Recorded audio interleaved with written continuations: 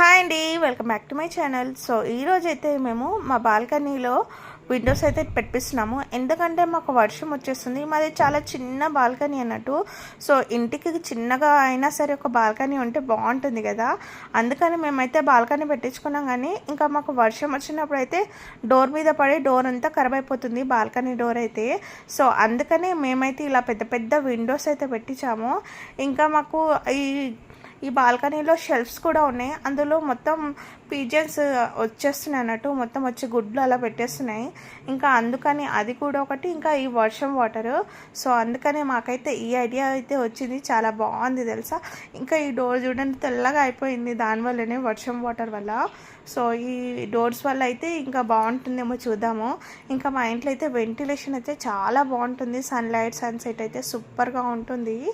So ఈ Windows బాగున్నాయా? బాగుంటే మాత్రం లైక్, షేర్ అండ్ సబ్స్క్రైబ్.